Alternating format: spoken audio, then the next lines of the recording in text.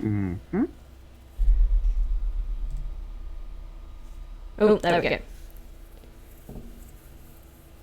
Apparently we have When excellent will you- connection.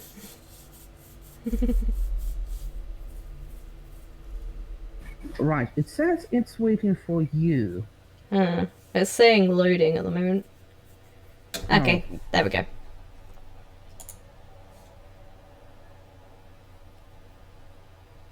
We're apparently live. That is good. That was the plan. Okay, that's the first step. Now we actually need to do all of the podcasts. Hang on, I'm advertising on Tumblr. Ooh.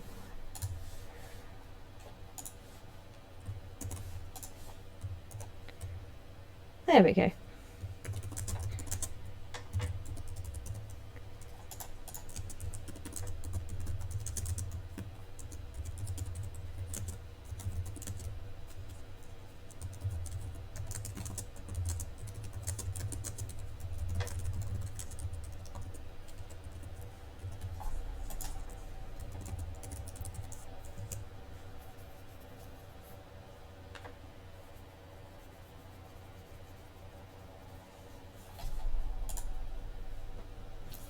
All good. Right, I posted on Tumblr. I can give you the link to my post on Tumblr so you can reblog it. Cool. I also posted my own and then tagged you in it, so Oh, okay. just. I did the same. Oh, So- okay. Well, that's enough. Right, so hello and welcome. This is our first stream. Hopefully, it's not going to be the last. uh, I am Dashan, and this is, Lena. and we discuss different, very, very different shit. Whatever. We are very opinionated, and well, we have things to say. So we are going to try to skirt around on our winning personalities. Because we don't have anything else. Yeah, we don't even have an image on this stream. Just a black screen. Well, not yet. Eventually, someday, we will graduate to having picture. Right now, today we wanted to start by discussing the very little news that we have from the gaming, what used to be the gaming's biggest event, the Electronic Entertainment Expo, also known as E3. So, unfortunately, some really big changes for this year. For a start, Sony, one of the largest games companies, decided to opt out because they're going to have PlayStation Live in, I think, a month. So they opted to completely remove any involvement to focus on that instead.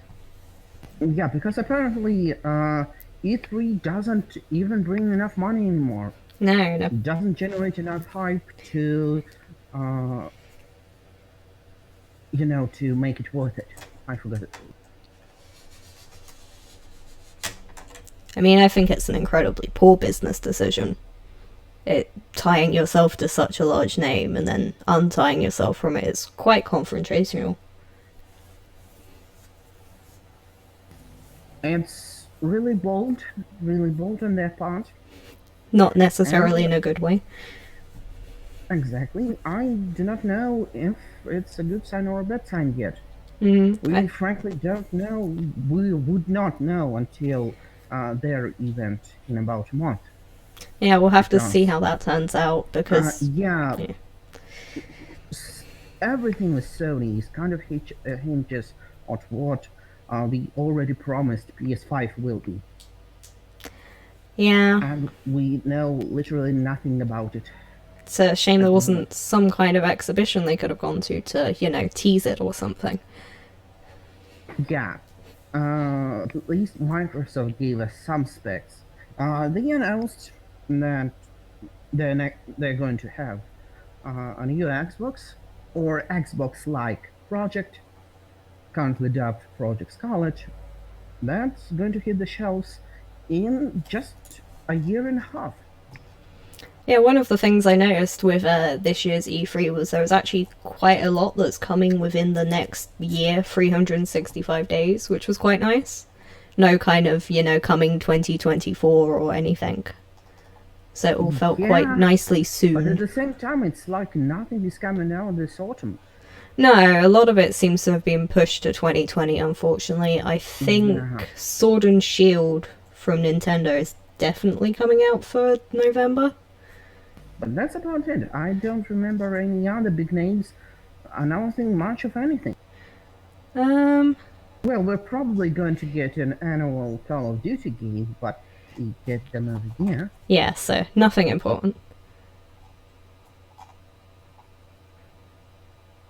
Yep, everything is coming up 2020. Some early 2020 around March and May. For what have we got that's coming out in May? What does Capcom have up their sleeves, I wonder? I don't know. I don't actually remember their show this year.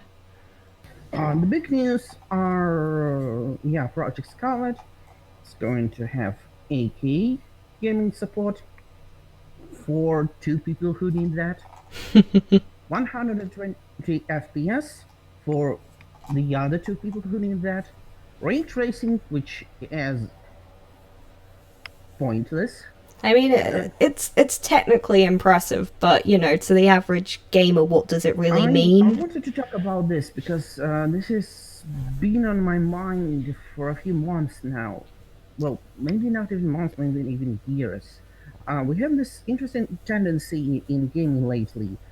Now, have you noticed that each console generation also signified a big jump in graphical quality, I have noticed that. Yep. except for the last one? Yeah, it does feel like specifically It's the games industry is quite like stagnating. the difference between an NES and SNES is obvious. The difference between SNES and PS1 is also obvious. PS1, PS2, PS2, PS3, PS3, PS4. Uh, Not so much. Like, you can notice it if you look for it. But I think we're finally starting to hit that ceiling where graphics don't. They advance. Of course they do, but Mm. it's not really obvious to the consumer anymore. Well, especially since a lot of these products are pursuing hyperrealism, there is in fact a limit to what they can reach, which is the real world. So what I'm actually hoping is because we're hitting the ceiling, that we'll actually start to see a shift away from that hyperrealism and back more God, I towards hope so. stylization. I mean, at the moment, Hyper-realistic games have been a blight because on it gaming puts ever since. so much energy into the Yeah, they graphics. spent so much energy, so much money on it, and it just doesn't look memorable. Yep, it's like, okay, that looks like a person, but not really. If you go for stylized, you remove that element, there's no uncanny valley. It just There looks are nice. gritty, realistic games that at least have an art style, like Dark Souls. Yep. And sure, the graphics are realistic, but at least it has an art style you can recognize. Mm, You that, know Dark Souls when you look at Dark Souls. yeah, that's the thing. A lot of hyperrealism is kind of used as an excuse. So it's Yep. like, it's Just hyperrealism. Sorry, I can just see a drone flying past my without window. looking at the UI, could and not knowing which character belongs where, could you make discern between Days Gone and Last of Us 2? Probably not. It was all very samey. Don't just drab, rainy, uh, post-apocalyptic wastelands with essentially no art style because we're just trying to mimic reality. Yeah, it's This that is as why, well. It's so tied to reality that they don't really ever try to see beyond that. yeah, exactly. It's like you're making That's a why video I'm game. very helpful for, excuse me, Cyberpunk 2077 because again, very graphically impressive game, uh, very high production quality, but also an actual art style. Yeah, it looks cyberpunk first and foremost. And also, it looks interesting. You can recognize it. It looks different from other Cyberpunk games. I'm very interested to see where that goes as well. Even Well, just CD Projekt Red has a good track record. Well, of course, there's So been all they the have. Oh controversies God, you around it. remember the theme? Have you seen the theme on Tumblr about what people are complaining about when it comes to 2070? Oh, which one? There's a few The exciting trans ones. one. Ah, yes, because, in the far distant year of 2077, in a setting based around transhumanism, why on earth would people not do stuff like that? It's Yep. insane. And why on earth would people in a setting which is notorious, I repeat, notorious for exploiting and dehumanizing people, dare exploit and dehumanize people? Oh no, you see, because it's different, because they're a minority. So we're not allowed to do anything bad around them. Even if said minorities quite like that they have that part of them shown. Yep. And like they're already making it super progressive with an ability to make trans characters in character creation. Because normally what they go for if they're trying to kind of push that is just generally gender neutral.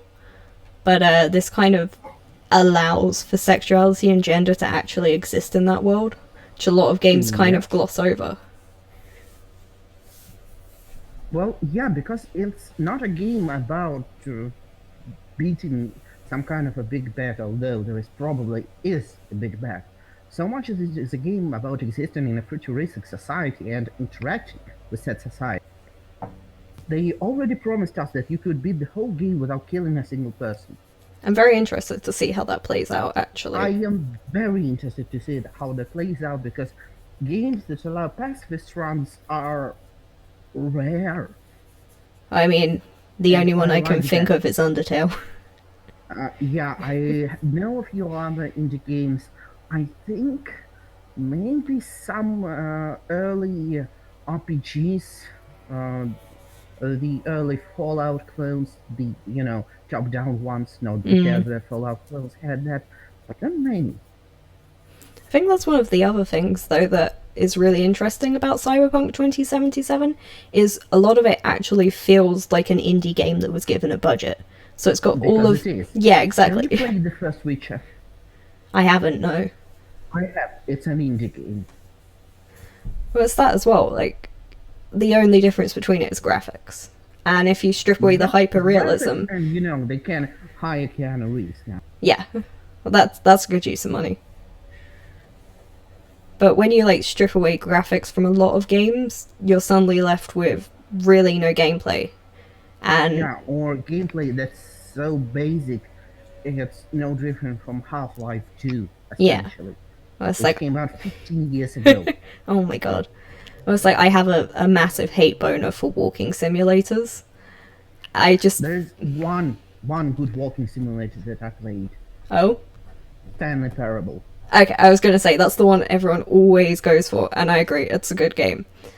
as It's a is, good walking simulator. But then you because it have, has actual gameplay. yeah, exactly. You have a few puzzles, and a lot of the meta at least kind of excuses some of the walking simulatorness.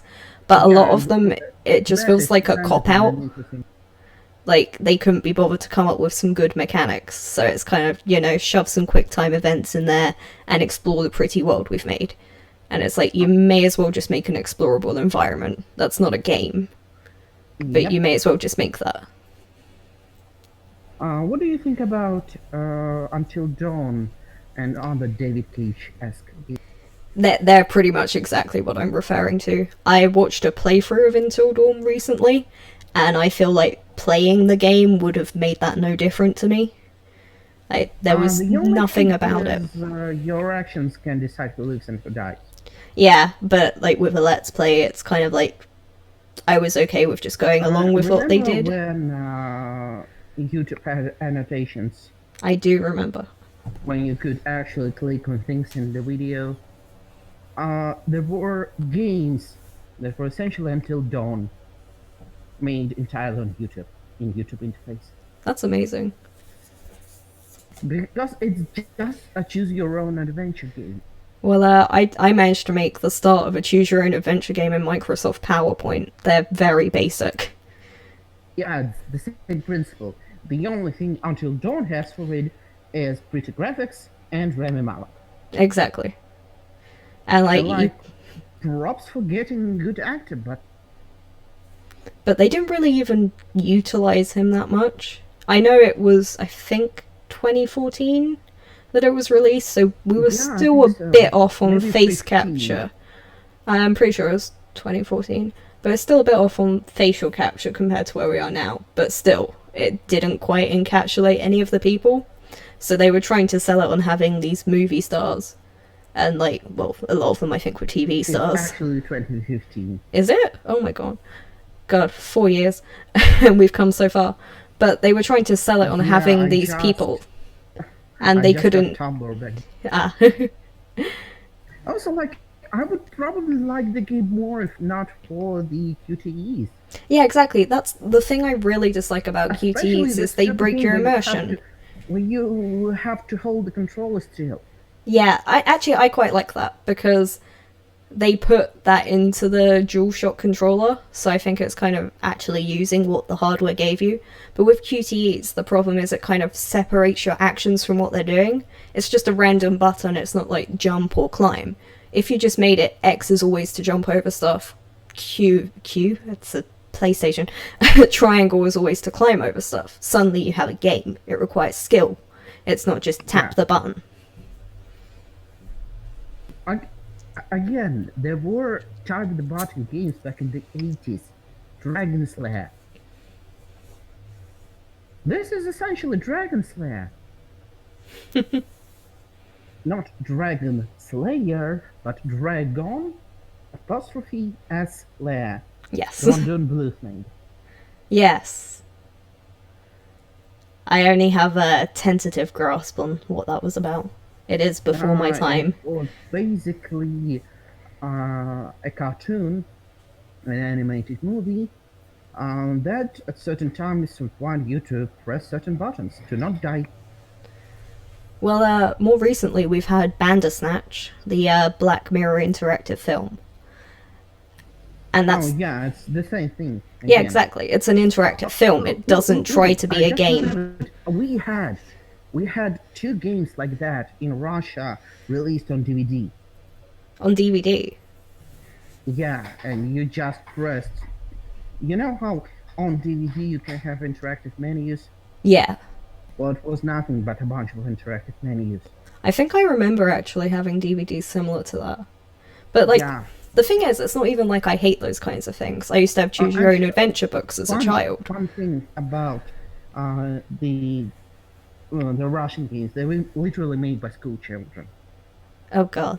I don't know how they managed to sell them, but they did. Two whole games made by the same core group of school children, literal school children, not like actor school children. That's kind Hang of on, impressive, though. to show you how it looks. Unfortunately, Some-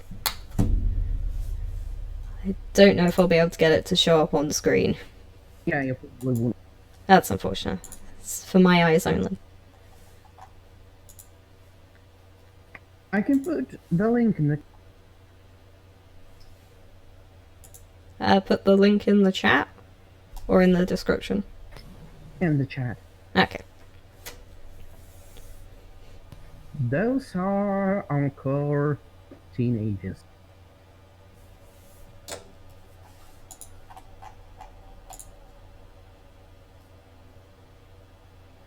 Hello? Oh, sorry, nothing had come up.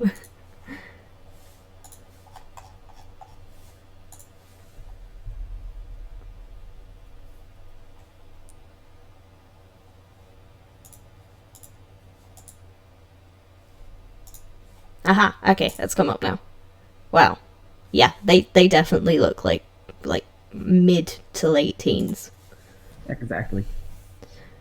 Well, it's like I'm currently at university for games, so I should know what I'm talking about. That's But actually really. yeah, everyone's always like, "Oh, that's so cool." It is mind-numbingly boring at times. All things are mind-numbingly boring. But it's like I tell people Even the that, good things. and they're like, "Oh my Facts can god!" be mind-numbingly boring. But yeah, so they also have other courses alongside, one of which is VFX. and the VFX people are like pretty insanely good. Like these are people who are like 21, 22, and they're already That is true. borderline professional level. So it's kind of weird being confronted with that level of skill.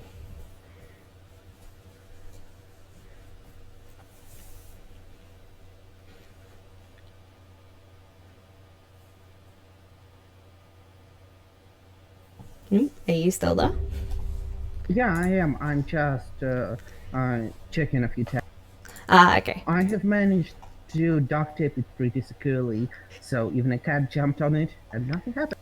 That's amazing. We need more cat proof wires. One of my ex's cats, she would chew wires if you weren't paying attention to her. Yeah, cats do that. It's unfortunate. All my wires are chewed to some extent. Well, the thing is, all of my cats that I have at my mum's house and my mum's cats, they're all really good. They don't tend to chew wires. But they do tend to scratch at the sofa and doors a lot, so there's that. Right, in other news, finishing up with Project Scarlet, it will have backwards compatibility for all three Xbox consoles. And that is amazing. Yeah, I Kudos to Microsoft for that. yeah, it's insanely impressive. I mean, most companies barely even bother with one generation back. So, Yeah, the last time we had a full backwards compatibility in all models was, I think, PlayStation 2. And that's that. yeah. I struggle with it, that sound. Ah. Well, it's like Nintendo normally does one generation of backwards compatibility, but that was kind of removed with the Switch, unfortunately. Yeah, well, because the format changed. Yeah, it is unfortunate because I think a lot of the time people don't realize the technical issues behind these things. Like, you can't always just do something. It might require, like, completely reformatting your entire catalogue of games, and that's not really feasible for everyone. PS2 basically had a mini PS1 inside, which is how they did it. Yeah, that's And one way. PS1 and GBA did a crazy thing. They wanted to have basically a Game Boy Color inside, but instead they just stress tested every single official released game. Jesus. That's insane. I think, Yeah, well, the thing is, I'm with. not a big fan of most of Nintendo franchises, but I have an insane respect for them as a company. Unfortunately, Especially, that's kind of going downhill for me with a lot of the stuff that was released about Sword and Shield. It feels like they're kind of going away from a lot of what they'd established with it, but that had already started for, what was it, Sun and Moon, which I didn't actually play. It's the I first Pokemon actually game I liked haven't Sun and played. Moon a lot better than I liked X and Y. Yeah? X and Y was my first Pokemon game, so it will always have my heart, unfortunately. My first Pokemon game was Pokemon Gold back on Game Boy Color. So yeah. Yeah. I had a Game Boy Advance SP. That's about when I kind of came into gaming on my own, but I was about 7. Yeah, that's when most people start gaming around that time. That's normal. I meant more in like time frame, so that would have been Oh, okay. 2005. Okay, I get it now. Yeah. So kind of my experience of gaming was already quite advanced for what was out there. I do remember the first Xbox though. I remember playing Destroy All Humans on that. That was a good game. They're actually making a remake. They It's are! shown on E3. I'm really excited about it. Yeah, it looks great. Because it's like sometimes all games need is kind of like that kind of upgrade. Because it's not hyper realistic, it's just bad quality, but good for the time. Yeah, because, well, see, PS2 and Xbox original to 360 and PS3 jump was probably the last big noticeable jump in quality. And we mostly have it, it's because of bump mapping Yes. and a few lighting effects. That's like one of the things I always notice watching, especially old animated films, is there's kind of no texture variation, which is one of the really big things that sets things apart. Everything just looks like it's made out of plastic. But once Yep, you introduce that realistic interaction of light, you get a lot more to play with. But again, to a certain limit. to a certain limit. It got better on PS4, but it's not so noticeably hugely better like between PS2 and PS3. Yeah, I do think there's probably going to be at least one more jump, but I'm not even really sure what it could necessarily be. Ray tracing, that's the only big tech improvement they made. Other than that, more characters on screen, more shaders on screen, higher resolution textures, but those are not big things. We can already create higher resolution textures as well. It's actually being able to make a game that will play them. Because one of the main problems with games is the fact it's all live rendering, so you have to optimize the hell out of stuff. Yeah, naturally. Like the workflows for games and VFX, because I kind of have like a knowledge of both, are insanely different. And you can't really approach one with the mindset of the other, or you're going to end up with a really bad project. For Yeah, games, because it is games just have optimizing. player input, Yeah. while movies don't. Well, it's like you can get a bit too ridiculous with it in VFX, but basically you're cramming all of your model's textures into one thing, and that's it. Whereas something like Pacific Rim, when they were rendering out the robots, I forgot what they're actually called, the Jaegers, they were using like I think at least 10 texture maps per model because you just leave it to render. It's not an issue. But Yeah, you yeah, just come back later, leave it to render. yeah. You've got the animations down. I've seen a few behind the scenes videos on both games and animated movies, and I more or less understand how that works. It's a relatively simple process if you already experience those things. One of the kind of more interesting things I've been experiencing is explaining what I do to the older members of my family. I recently ran into an Aww. issue where my great uncle didn't even know what a video game was. Serious? Yeah, I mean, he's like How 70, did but you miss still. that?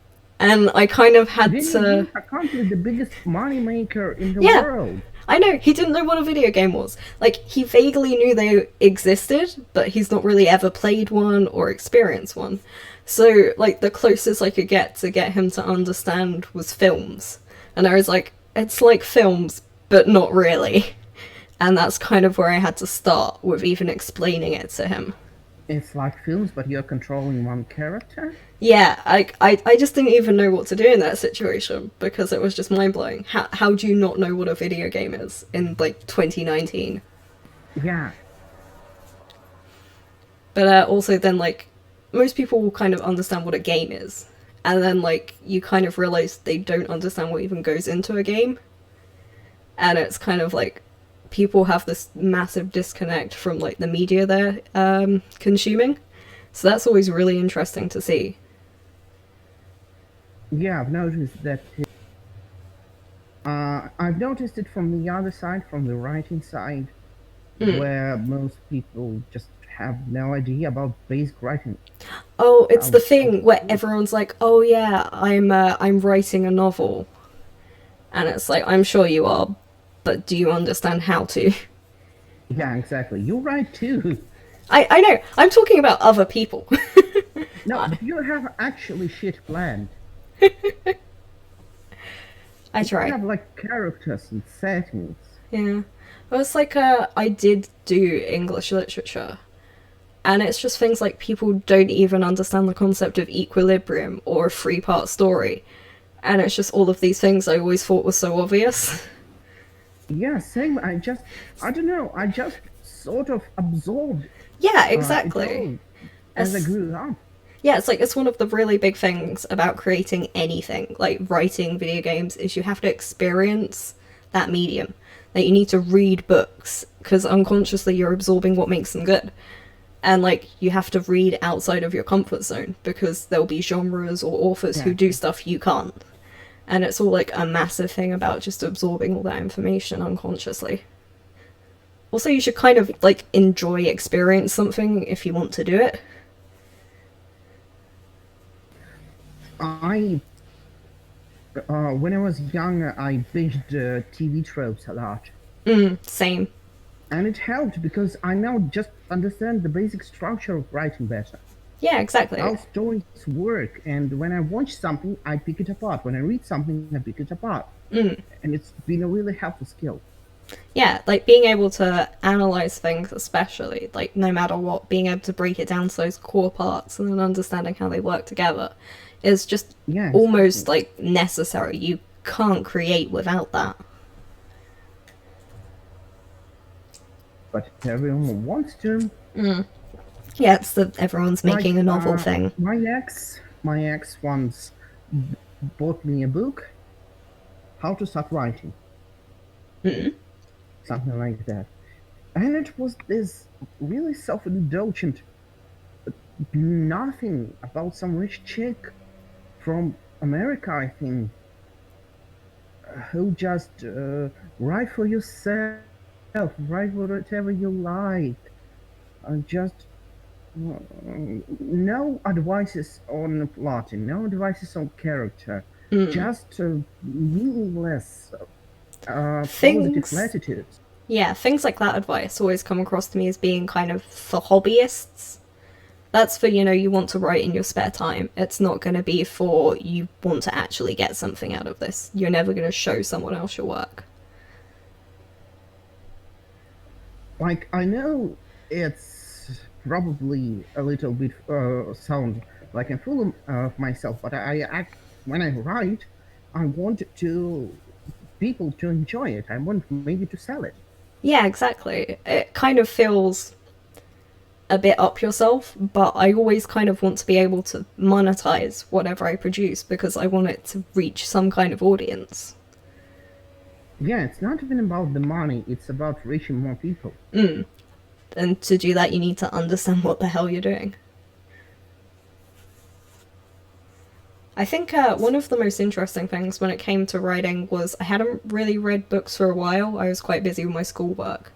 And I read this book called Beauty Queens because it was apparently this amazing feminist novel that was Lord of the Flies but with girls.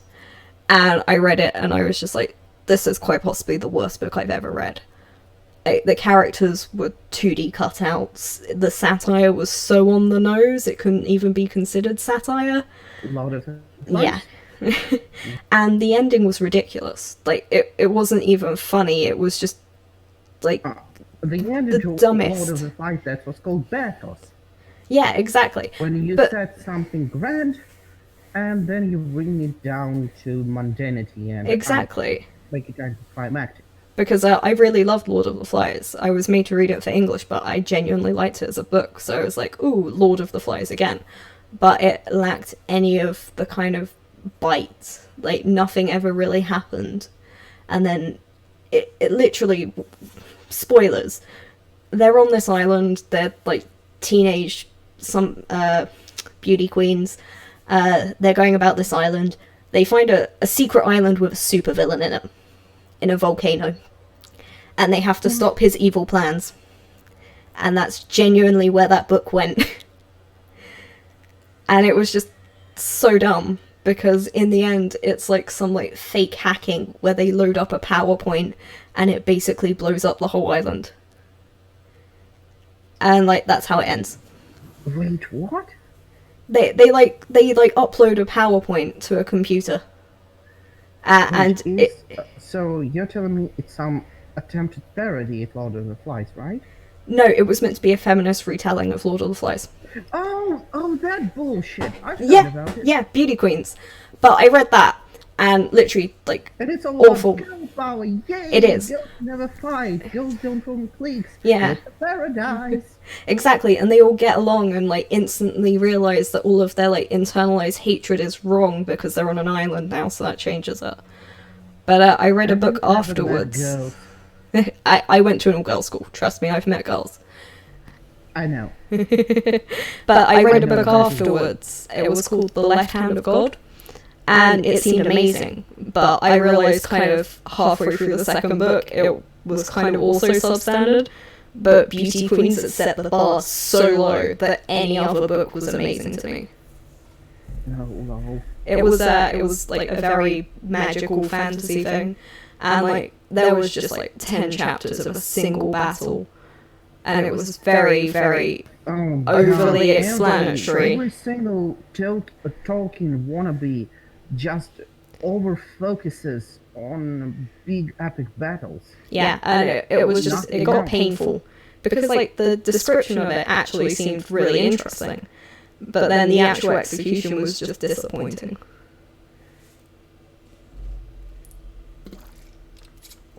Plus apparently had a third part and I could never find it.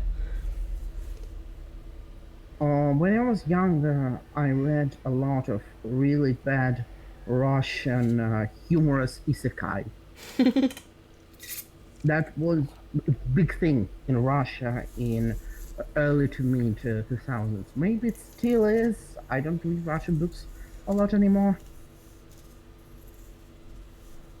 And literally, when I started plotting my stories way back when, because my stupid universe goes back to 2001. Oh my god. Complicated. It started out as a Pokemon fanfic. Pokemon Isekai fanfic.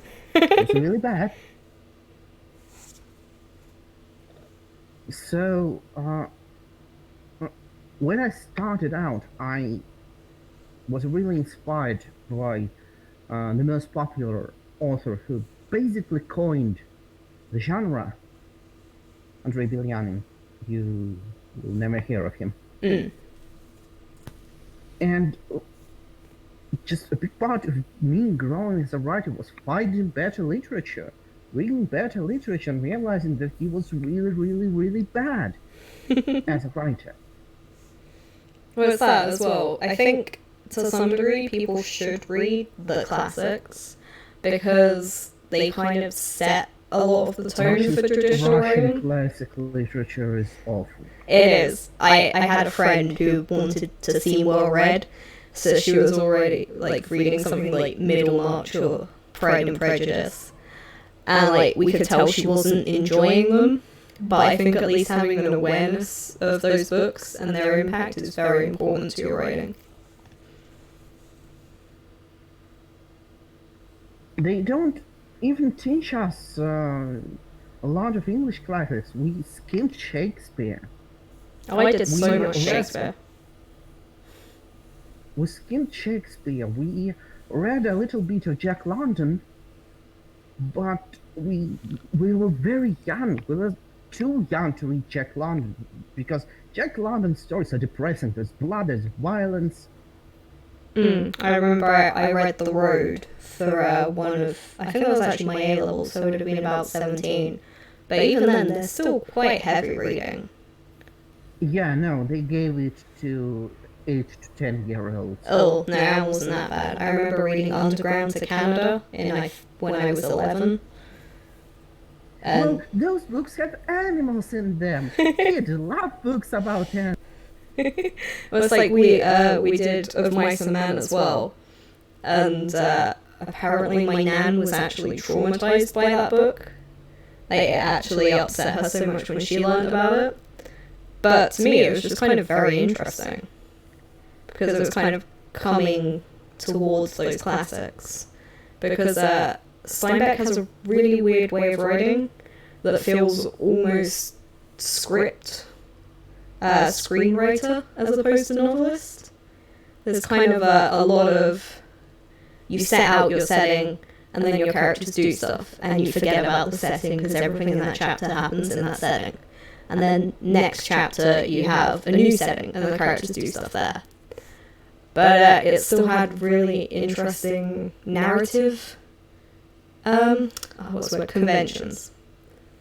Like, the narrative parallel in that is actually really weird, but very typical. So that was, like, quite formulative for me.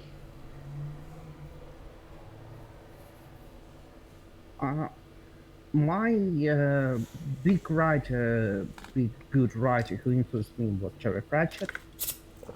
I love Pratchett so much. He's same. He's one of the reasons I know English as well as I do. Back in 2008, I was 19, and I read every single one of his novels that was out at the time in English. From a dinky little phone screen. Oh my god. It was a small phone with actual buttons. One of the Sony Walkman phones. So not even a smartphone, not even one of the early smartphones. I remember having a phone like that, but I did kind of skip when it came to phones. I had like some like shitty Nokia, and then kind of we were getting to a bit better like BlackBerry level. No, I started with monochrome Motorola. So No games. There were even games on it. I remember having a phone that I think only had Snake on it, actually. It could send and receive emails if you connected it to the PC. I think my favourite was I had a phone that could only store 100 text messages at one point. Yeah, I had those too. Yeah, and me and my friend were like texting each other so much because we both had phones that we kind of had to delete it like every hour because the storage was that bad. Right, so back to Pratchett. I Yes. literally had 5 or 7 lines of text on screen, and each line was maybe 3 words long My god. maximum. And I read 30 books like that. That's just insane dedication. I really, yeah, I inherited all of Russian my translation Pratchett. of Pratchett also turned out to be garbage. Well, I was lucky to inherit all of mine from my mum. She had read all of them, but they were falling apart. I remember kind of losing every single page I read in Pyramids as I went along because it was just there was no spine anymore. Oh my god, that poor book. I know, I felt so bad. Pyramids was one of my favorite ones for some reason. It's Yeah, not his best. it's not, and it took me like several attempts to read because the first time I tried to read it, I think I was 9 years old. But Yeah, that's not an appropriate age to read Pratchett. oh, I never read Violence anything is age best. appropriate. My mum was like, "Here, have books, go read them." She didn't. She kind of like understood what I'd be able to cope with to an extent, but also was just kind of like, she'll be fine. But I Yeah, play bloody violent games. no violent games, but like quite grown up books. Like I read Good Omens around that age as well. I actually never read Good Omens. I kind of skipped it. It's really good. I love both Neil Gaiman and Terry Pratchett, so that's kind of like the best of both worlds. I kind of held a grudge against Neil Gaiman, I think. What did he do to you? I really didn't like how he portrayed Slavic gods in American Gods. I never actually read American Gods. It really threw me off because it was full of actually really nasty stereotypes. I know you find, I'm not gonna say like in a bad way, you're quite kind of sensitive to Slavic stereotypes, which is completely understandable. For the most part, I do it performatively. I want to stress that people only give a shit about minorities they deem give a shit about. And I want to point out that no, you don't actually give shit about many minorities. You ignore them because of the color of the skin, and you're a big ass hypocrite. But yes, sometimes it even gets under my skin. Mm. Like the Netflix Witcher adaptation, doesn't, which has one whole Slavic actor. Mm. That's kind of that's kind of that's kind of low. Yeah. And the Slavic gods and American gods, they were just offensive, really. I think often, especially with things like Slavic cultures, there's just kind of no awareness of them in the mainstream. Yeah, nobody knows. Yeah, so It's like there's nothing to play no, off of. there's actually a lot of Slavic people in the UK. I am They're one of aware. the biggest minorities. I don't mean that in a bad way. I literally like live in the UK, so I'm very aware. I grew up in actually a quite Polish and Indian area. Yeah, see? Do you see them in your shows and movies? Indian a lot more recently, absolutely everywhere, but Yeah, Indians Polish are not at all. absolutely everywhere, even in Doctor Who. Yeah, I think my favorite one though was a show that did actually have a Polish actor in it. The main character one was Polish and the other was Indian. It was like a detective thing, but the Indian guy was played by an Italian. And the Oh, thing was, until I looked it up, I didn't know. He was quite a dark that's skinned not a good Italian. sign. But yeah, that really took me by surprise because they had an actual Polish person playing a Polish person, and then they hired an Italian to be an Indian. That's I don't even know how to react to that. It was a really good show though, but it was just the dumbest thing. See, I wouldn't watch the show just because it has a Polish person played by a Polish person, but it's kind of nice to know. Yeah, But at there the are same some out time, they there. do Indians real bad. I mean, he was a very good actor as well, so I hope he got it on merit more than anything. Yeah, I mean, I don't mind people playing people of different races, especially if it's an adapted material. It's not that big of a deal unless their ethnicity is directly tied to their character. You can do that. It's normal. I have characters like that. I have a character who's uh, Ethiopian. I hope I'm pronouncing that right. Yep. And there are parts about him being descended from a sort of Ethiopian nobility with a lot of grudges they hold.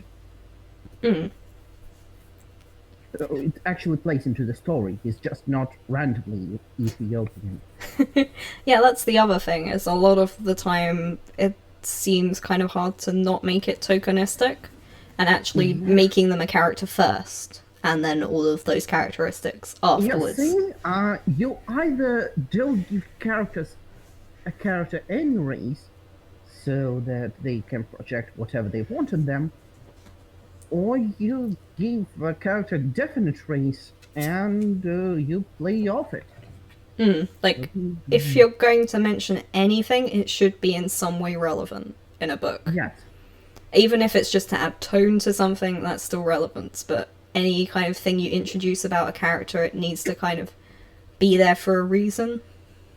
See, that's why all my trans characters have either their transition in the story, during the story, or their transition actually informed some quality about them as a character. Yeah, Because otherwise, what's the point? yeah, exactly. Like, the one character who I have determined who is trans, it was to examine kind of the specific Prejudice? relationship that she'd experienced with a world that was generally quite understanding already, or at least technologically advanced enough that it wasn't relevant. So it's quite more metaphysical in terms of her relationship with the world than physical. There is still prejudice because I don't think something like that will ever go away. But it was kind of an interesting way to have that character have an issue. And then there's Mass Effect Andromeda, where the OnlyFans character literally outs herself to you in her first line. Yeah, And didn't. it's really awkward, isn't it? She's like, oh, I'm like so and so. I feel so much more comfortable as so and so now, not dead name anymore. It's like, no person talks like that, let No alone a person trans talks like person. that. That is literally embarrassing. Mass Effect Andromeda was generally embarrassing. Yeah. I heard they fixed something with patches, but you can't fix the writing with patches, you know? I mean, you could, but that's kind of making a new game at that point. Yeah. Like, they tried to fix the ending of Mass Effect 3 with a free update. Well, that's the other thing, is a lot of those things, if they aren't in there from the start, you shouldn't be locking them behind a paywall. Yeah, it was a free update, Yeah. thankfully. I was trying to think what else got free updates recently that was quite good. I was having a discussion, but it Oh, slipped my mind. it's It was like Sky something. No Man's Sky? Escaping. No Man's Sky. Apparently, it's a good game now. But it's also kind of like it should have been a good game at least from the start. Yeah, it took them 2 years to fix it. Yeah, that's kind of. I think most people would have been happier if it was still in development for that time, but a lot Yeah, of it was bureaucracy by the sounds of it. Sony was pushing them to release at that exact date. yeah, because Sony invested a shit ton of money into it. Yeah. It's like, I feel like if you're investing that money, then you want a good return. Like, wait another year. Like, don't throw the baby out with the bathwater because you want it out by Christmas, for instance. Nope, too hard. Well, it's this as well, this kind of expectation to have new content every year. And it's like, you can't not fall into these patterns of sameness doing that, because you have a year to make something. Even with a massive team, that's still not good enough to make something new. New releases could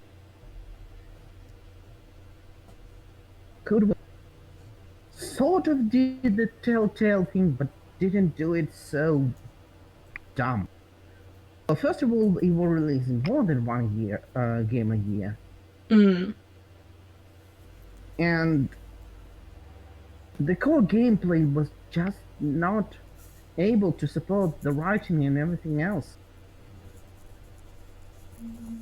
Yeah, it is. Frankly, I think if the writing didn't suck, a lot more people would still play Telltale games. Well, they're not going to be able to soon. They're withdrawing a lot Yeah. of them off of the marketplaces. I think. Well, you know what they say in these times? Yo ho, yo ho. Exactly. Not to endorse piracy, but maybe No, of pirates course we wouldn't don't endorse exist piracy. if you abided by good practices. Pirate Bay still exists, by the way. Actually, the question of piracy itself is not as cut and dry as most people pretend it is. For instance, it's not 100% that someone who pirates something will never buy it. A lot of Exactly. people I are moral actually, enough. when I was younger and even poorer, I couldn't afford games, and I did, in fact, sometimes uh, pirate a game first and buy it second. Yeah, exactly. It's also kind of a way to have a demo without a demo. Yeah. Not only that, but pirating games, IP laws are a heated discussion topic in and of itself. I don't think we have time to really dig into it today, but I think we can get back to that. It's a Yeah, really interesting. we'll note that down. And then we'll have like actual topics for next time, hopefully. Yep. Well, we had one. We started with E3 and somehow managed to stick with that one topic for almost an hour. Yeah, it's how good podcasts usually go with my experience. Well, I hope we're at least enjoyable. Shame about apparently there were some connectivity issues, people are saying.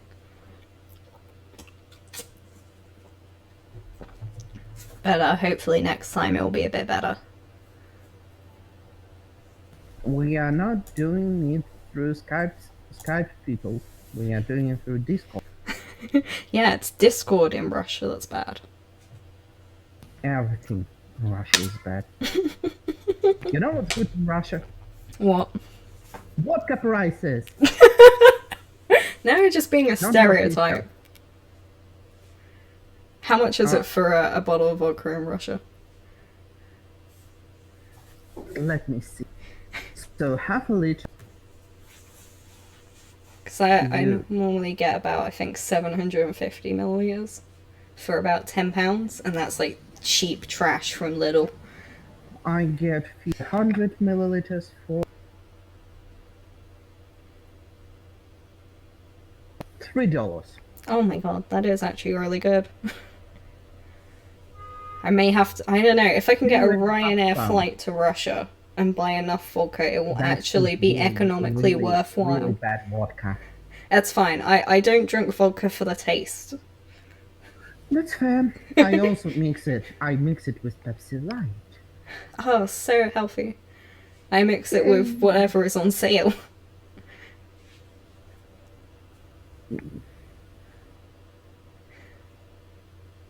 So I think we're kind of coming to a close now. We're drawing up on an hour. Well, I am up for continuing if I you mean, want to, we or can. we can drop it.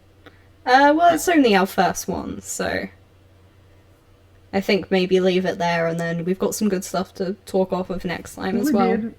I really enjoyed this because we went off on a wild tangent that was actually pretty interesting. Yeah, I was expecting us to go on tangents, but not ones that are Yeah, actually so any did I. good. That was the point. Yeah, it's nice. It was very vague.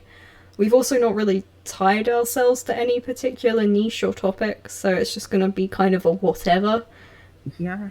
Hopefully people will be Not the coming best for one. us as opposed to the topics. Again, half the appeal is my insane ramblings and life stories. We'll have to get into Supposedly. more of them next time. Oh, absolutely. Like I said, we have to be one part dark childhood trauma, one part topics. Exactly. It's the ideal ratio for any podcast. If you don't go away worried for our sanity, then we're not doing our jobs. So, thank you for being with us today, and I hope we will see you guys in the future. Because that was actually fun. It was fun. I'm glad some people were even talking in the chat, even if we didn't really interact with it that much. Maybe next time. Well, next time, I'll see what I can do about setting up, more professional. We'll get some actual images, for instance.